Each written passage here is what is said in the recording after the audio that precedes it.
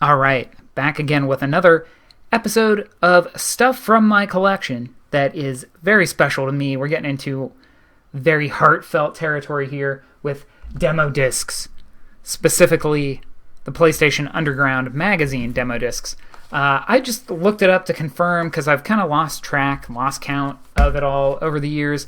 There were, according to Wikipedia, 17 of these, and there, in the beginning at least, were 4 per, what do they call? Per volumes? Yeah, volumes. So there's issue 1, 2, 3, 4, volume 1, issue 1, 2, 3, 4, and volume 2, and so on. These were produced by Sony. So there were 4 in a year, and that was so they were released quarterly, like every 3 months.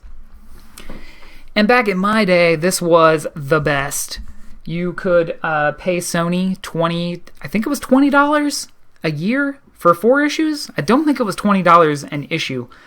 And they would send you a double disc demo disc with all kinds of propaganda and promotional material for PlayStation, so you could watch it, listen to it, and ideally tell everyone how awesome PlayStation was. So I'm going to go through the ones I have. I have the first 8 volumes. This is number 1, and you can, let's see, you can't tell in the video. It just feels so good. Their cardstock, their printing was so good. I forgot I bought most of these from someone on the internet from eBay several years ago. So I think it has, some of them have his address on them. I'll have to make sure not to flip those over. So let's look. Volume 1 here. I just did it, didn't I? These just came in the mail, shrink wrapped like this, so some of them could get very messed up. I don't want to hit the camera cord there. So here's our 2 discs. Just beautiful 90s design. And then a little glued in pamphlet about what you're going to see. Let me try to slide this over. There we go. In this issue, Kill Time and Opponents with interactive demos of Twisted Metal 2, Jet Moto, NFL Game Day 97, and Cool Borders. You can't win if you're not in. You're automatically entered with your paid subscription to PlayStation Underground to win a 37-inch TV. Wow, that would just be amazing. Does it say? Actually, 27-inch, even smaller. Beautiful. It was, let me tell you, it was a different time. So we had a little propaganda material in there, and then how to use a CD. We had to be told that all the time. Did I just do it again? Oh boy. All right, so that's issue 1. I got these all out of order. This issue, I can't tell you exactly what's on all of these by heart, but this issue was the one with, let me just open it up, the Final Fantasy VII demo. You could get this demo a couple different ways, but this was one of them, and this was a big, obviously Sony put a lot of money behind advertising Final Fantasy VII on the PlayStation. They didn't publish it themselves, but they sure advertised, let everybody know that it was coming from to PlayStation. I thought Sephiroth was underneath one of these discs. Oh, he's on the back. He's peeking through. So your mailman sees this and they're just, what is this? What is a PlayStation? Here we go. Disc 2, entirely devoted to Squaresoft. I believe, sorry, the space doesn't work so great with the microphone here. I believe this is the same demo disc. Actually, let me grab it. Hold on.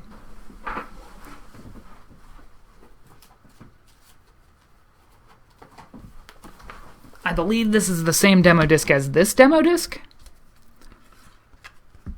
Let's see. Bushido Blade, Tactics, Saga Frontier. Okay, I thought even the label was the same, but obviously, disc 2.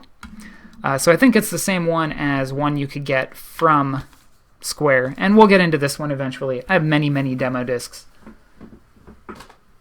to show off. So let's keep moving ahead here and look through the little booklet. I probably need a better setup for a little more space when I'm filming stuff this large. Oh my god, it's Spawn. Never mind Final Fantasy.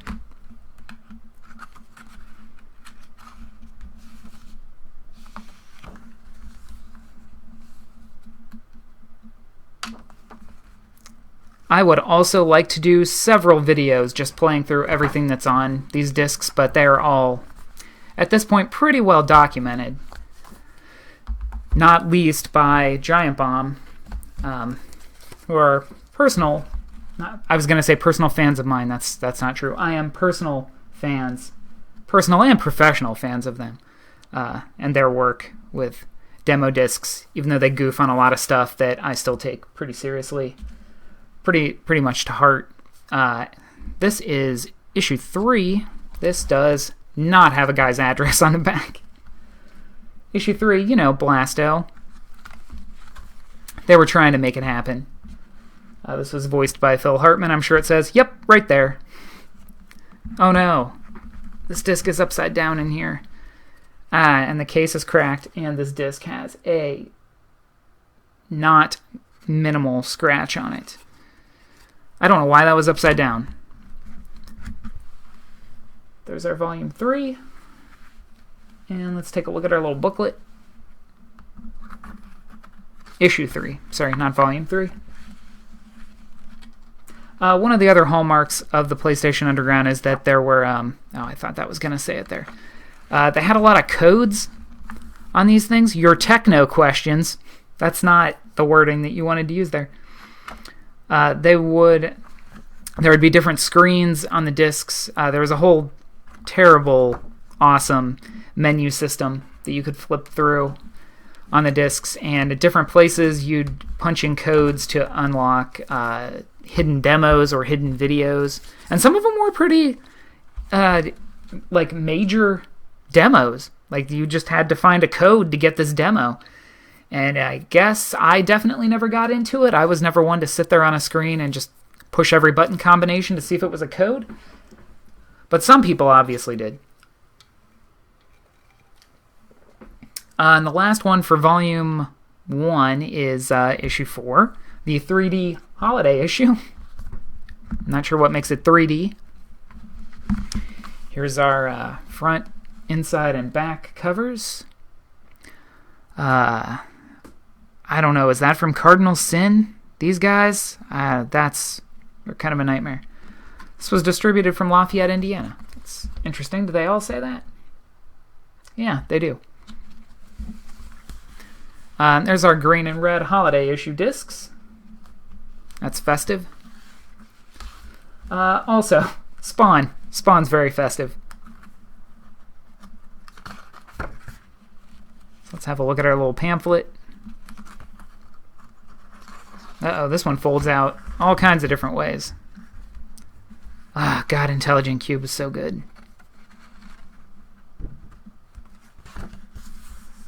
All this PlayStation gear. Oops, that's not even in there. There we go. PlayStation gear is amazing.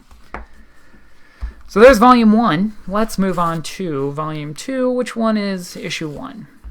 So this was, does it say what year? It's right over here. 97 was the first volume, so this should be 1998. Volume 1 does not have an address on the back. I think they wised up by this point and put the address label on the outside. They didn't print it on the case, so it was shrink wrapped and they put it on the outside.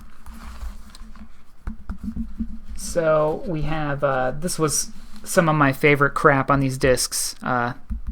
They had the Mr. Science Theater 3000 guys go through some PlayStation video content and goof on it. And let's see what's in this one. Besides Mike.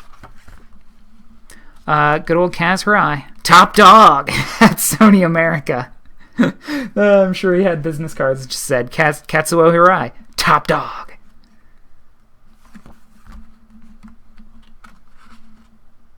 Beware, more cool stuff is coming your way. there was a lot of challenging people. They thought that's what gamers wanted to hear in the 90s, was they wanted to be challenged by everything. You're not man enough to love this brand. We're going to say beware and watch out. And anyways, issue 2. Oh, I guess I need to show the back here. Quit staring and start playing. Demolicious. That's what I should probably call any series that I start about demo discs. There's our discs. Take it for a joyride. Hitting the streets.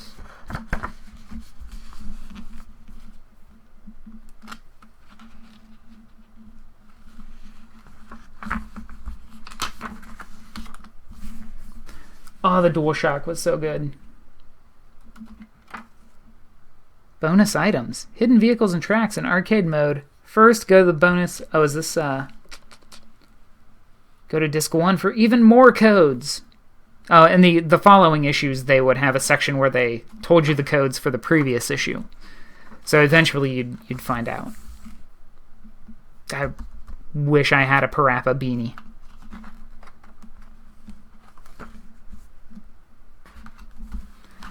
And just 2 more.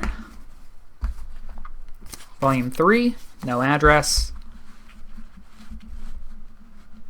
I keep saying volume. Issue 3 of Volume 2. Sir Daniel Fortescue from Medieval. Another thing that I guess it was pretty popular. I was never a big fan of Medieval. I was a pretty big fan of the first Spyro. Oh, sorry, I keep tapping this thing on the microphone. So our discs. The PlayStation Underground beckons you inside. Let's take a look then. I don't know. Actually, I don't think I'm ready. Nah, go ahead. Enter the depths. With fun stuff like Crash 3 and Parappa.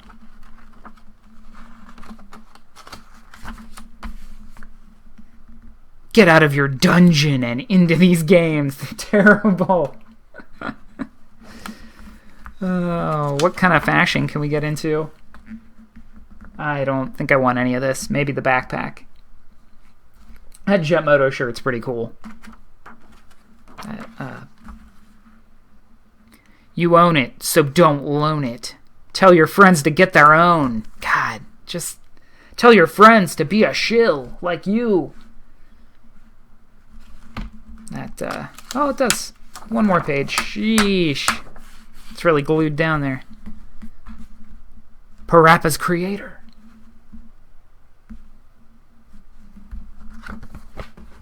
Alright, the last one that I own. Someday I should look into getting all of these. So I don't think I even played them. At one point I owned a bunch of these and got rid of them, and that's when I bought this lot off of eBay. Somebody had them pretty cheap. So here's Volume 2, Issue 4, which would be the end of 98, I believe. Let the holiday gameplay begin. This one's very shiny.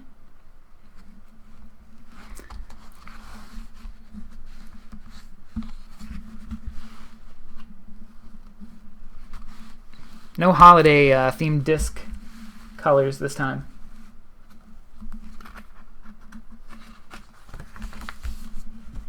Still getting used to my camera laptop setup here.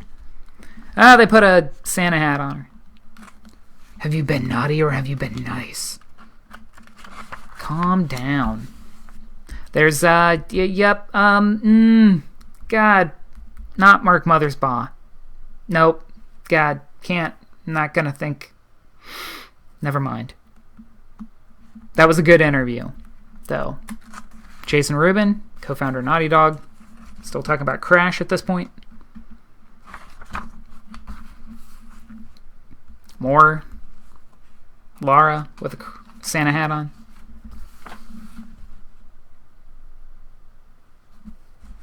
And another ad for the thing that you probably already own.